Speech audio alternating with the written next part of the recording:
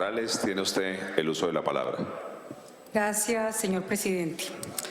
De verdad que ha sido un enorme placer estar hoy aquí en este debate en que ha hecho gala de su inteligencia el senador Uribe, sin duda un excelente discurso, después de también las muy buenas presentaciones de los señores negociadores, un discurso inteligente, senador Uribe. Debo reconocer realmente su inteligencia y hay que apreciar y sopesar todo lo que dijo, empezando por el reconocimiento que hizo abiertamente de la existencia del fenómeno paramilitar en Colombia.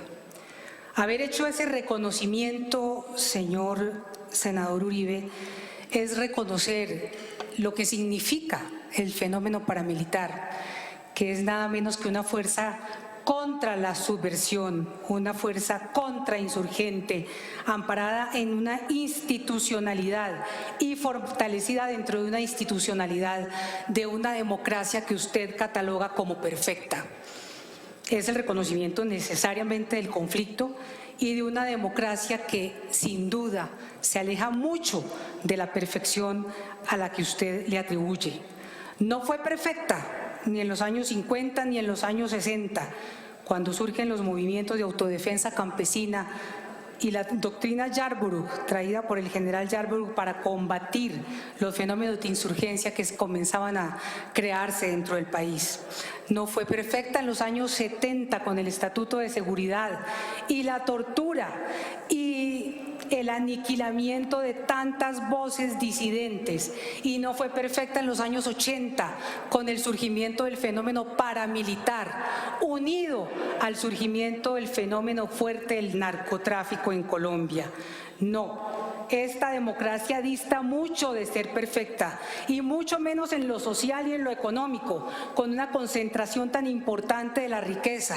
Señor presidente, al hablar de paramilitarismo, usted ha hecho un reconocimiento implícito de lo que quiere negar con sus palabras. Claro que en Colombia existe un conflicto interno, claro que ha existido por muchos años y prueba de ello fue su proceso de justicia transicional para negociar el conflicto y acabar el conflicto y la presencia de los paramilitares en Colombia, que terminó con algunas cosas buenas, pero con otras muy malas, como fue la generación de la BACRIM, de ese fenómeno de bandas criminales emergentes que hoy tiene mucho que ver en los altos niveles de extorsión que usted denuncia, que no es solamente la presencia de la guerrilla, sino del fenómeno que nació como fruto de un proceso imperfecto de paz con los paramilitares. A usted habla de su preocupación por la falta de motivación en que han entrado las fuerzas militares para la guerra. A mí me preocupa es la motivación que deben tener las fuerzas militares para la paz. Y precisamente por eso es que creo que sí es necesario crear unos instrumentos de justicia dentro de la justicia transicional para las fuerzas militares. Es que no es un problema de 5, de 10, de 15 o de 20. Hay más de 5.000 miembros de las fuerzas militares que están siendo procesados por la Fiscalía por los fenómenos de los falsos positivos. Y la única manera de darles una salida jurídica a estos militares, que tenemos que dársela, que hay que dársela dentro del proceso de paz, es asumir la existencia del conflicto. ¿Cómo si no se les podría dar otra salida jurídica e institucional a los militares? Hay que asumir el conflicto para darles una respuesta dentro de la justicia transicional que les responda a esa crisis que tienen obviamente, después de haber participado durante 50 años en un conflicto que no ha hecho más que degradarse día a día. Claro, también es necesario hablar de la cárcel para que no haya impunidad, pero al hablar de cárcel tendremos que llegar a medir con el mismo rasero a todas las fuerzas que han participado en el conflicto, a todas las fuerzas que hicieron posible la degradación de este conflicto, a las fuerzas que lo financiaron, a los ganaderos, a los empresarios, a los terratenientes que facilitaron el conflicto, y habrá que medir con el mismo rasero, y entonces tendremos que llegar a un punto de si es posible señalar esta cárcel para solucionar la impunidad y que se le aplique a todos todos los que han participado en el conflicto armado en Colombia. Por eso es tan importante la Comisión de la Verdad y el Esclarecimiento. Por eso es tan importante la comisión que rindió el informe en diciembre y la cual el país tuvo poco conocimiento. Y el otro punto, el tema del cese bilateral. Yo no comparto ni la posición del doctor Antonio Navarro ni la posición del presidente Uribe. Creo que los negociadores han introducido en buena hora una rectificación importante al proceso. Es que un proceso de paz tiene que hablar de cese, de desescalamiento del conflicto armado. No podemos seguir pensando en que estamos negociando un proceso de paz y aplicarles la lógica de la búsqueda de la victoria militar. Se equivocaron los negociadores cuando pretendieron no insistir en el cese ni en el desescalamiento del conflicto, pensando que si le aplicaban la presión militar iban a llegar más rápido a la negociación en La Habana. Es que la presión militar se ha venido aplicando durante los últimos años y no iba a ser por arte de magia, por aparecer en la mesa de negociación en La Habana, que la presión iba a dar el resultado, la presión militar iba a dar el resultado que no había dado durante 50 años. Yo creo que es necesario y ha sido necesario introducir la rectificación porque el proceso, señores negociadores, estaba haciendo crisis. Había un error de concepción porque no podemos pretender que las mismas lógicas del proceso de paz sean las lógicas de la victoria de la estrategia militar. Una cosa es si yo estoy hablando de reconciliación y otra cosa es si yo busco derrotar o aniquilar al enemigo. Yo creo que en esto nos da una gran lección Nelson Mandela. Nelson Mandela, en su autobiografía, Un largo camino hacia la libertad, trae una anécdota bellísima sobre el proceso de paz en Sudáfrica. Ustedes saben que Nelson Mandela estuvo preso 27 años y cuando sale como el líder de un proceso de paz, asumiendo el liderazgo del Congreso Nacional Africano sobre unos líderes que ya no lo conocían, porque en 27 años de cárcel y aislamiento, quienes habían asumido el liderazgo del Congreso Nacional Africano ya no conocían a Mandela, sino que era simplemente el símbolo. Y generaron muchos conflictos al interior del Congreso Nacional Africano cuando a Nelson Mandela le entregan el Premio Nobel de Paz y va y lo acepta junto con Frédéric de Klerk. Le produjo una tremenda división al interior del Congreso Nacional Africano, de los que le reprochaban haber tenido ese gesto de aceptar el Premio Nobel de Paz en compañía de quien ellos habían considerado su propio verdugo. Y Mandela narra en este libro una bellísima historia cuando dice, es que en los procesos de paz uno comienza frente al otro en la mesa y al terminar el proceso de paz todos tienen que estar del mismo lado de la mesa.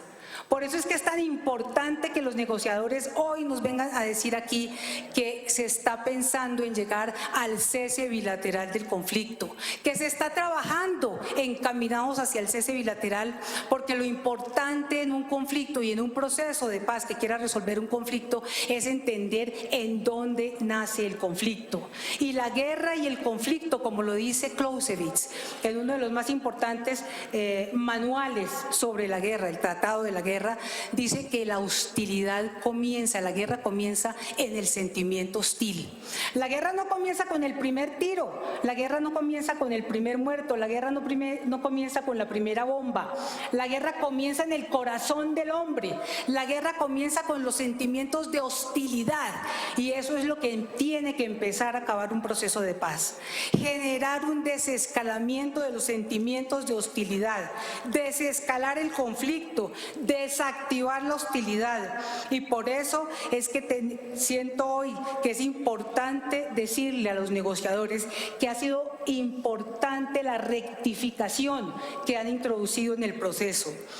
lo que se acaba de hacer, de nuevamente intentar el cese y caminar hacia un cese bilateral, no es la victoria de uno sobre otro, no es la imposición de las FARC sobre los negociadores del gobierno, es la victoria de la razón en un proceso de paz, es la victoria de la cordura en un proceso de paz, porque el proceso de paz tiene que tender al cese al fuego, el proceso de paz tiene que ser un esfuerzo prioritario por desescalar, acabar el conflicto y llegar a un cese de hostilidades.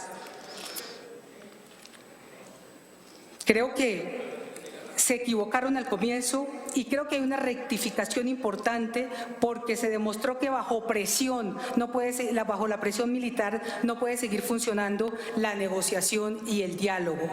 Mucho más en un conflicto interno como el colombiano, que a diferencia de los conflictos convencionales entre países, las facciones en conflicto están aquí dentro del país. Se produce dolor en la misma nación y tenemos que desarmar no solo las partes, sino las hostilidades de toda una nación. Me sorprendió escuchar hoy al senador Rangel. El senador Rangel criticaba que se estuviera hablando de un cese, de la posibilidad de un cese bilateral y señalaba que era inconstitucional. Senador Rangel, usted debería volver a releer lo que usted escribió. Usted en un libro que se llama ¿Qué y cómo negociar con las FARC en el año 2008, y me voy a permitir leerlo para no tener ninguna imprecisión.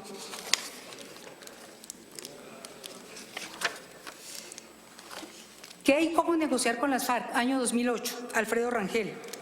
Cuando hablaba sobre las futuras negociaciones de paz con las FARC decía, no obstante, el punto de partida podría ser un cese de hostilidades in situ por parte de los bandos en conflicto durante un tiempo breve. Era un cese de hostilidades, era un cese bilateral. No entiendo por qué hoy le sorprende y le aterra la posibilidad de un cese bilateral y lo señala de inconstitucional, cuando en el 2008, bajo la misma Constitución de 1991, usted reivindicaba la posibilidad de un cese bilateral.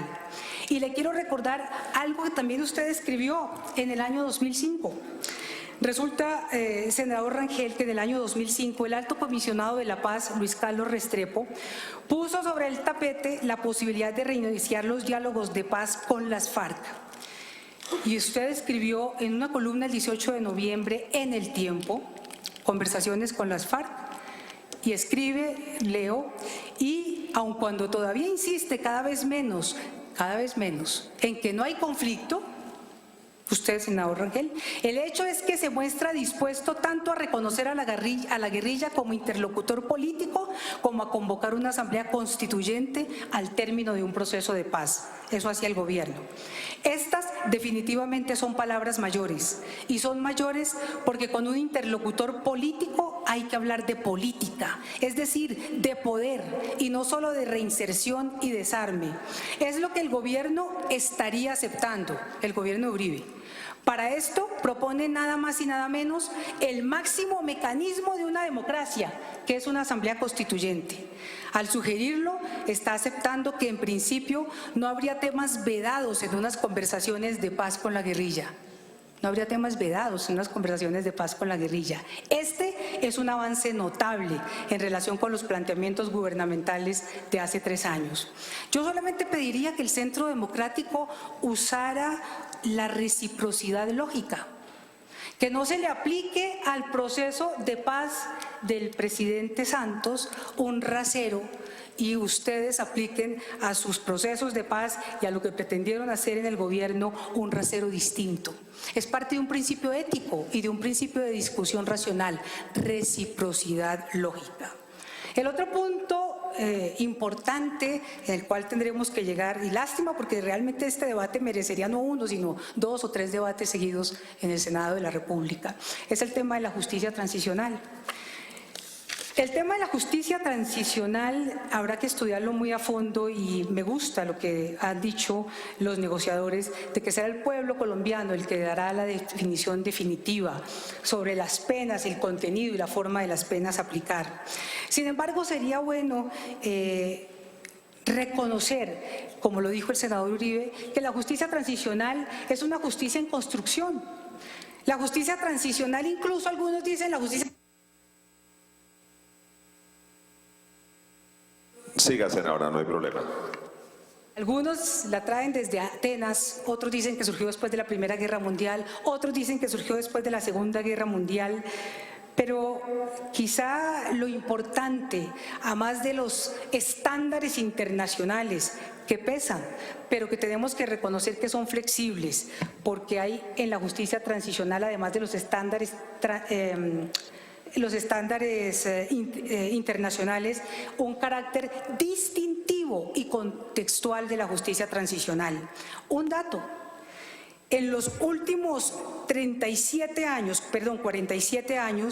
ha habido aplicación de 848 mecanismos de justicia transicional en el mundo. 848 mecanismos de justicia transicional en el mundo, y se han otorgado amnistías condicionadas aún después de la firma del Tratado de Roma. Ha habido amnistías condicionadas en Afganistán, en Argelia, en Angola, en Chad, en Congo, en Côte d'Ivoire, en Filipinas, en la Federación Rusa. Y sorpréndase, senador Uribe, este es un trabajo muy serio de un grupo de estudiosos de la justicia transicional, Tricia Allen y Light Payne, del 2010, y señalan que Colombia, con la ley 782, la ley 975 del 2005, la ley de justicia y paz, también fue una forma de amnistía condicionada.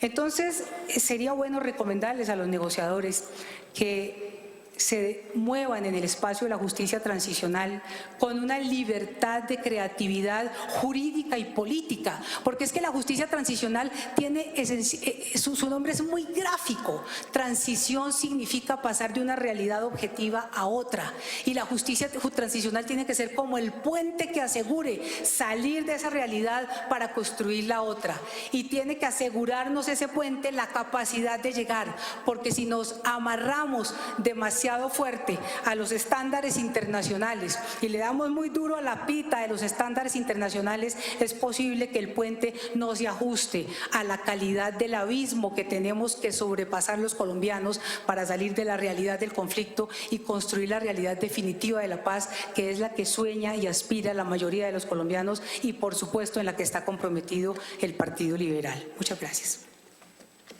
Muy gracias, senadora. Senador Mauricio Liscano.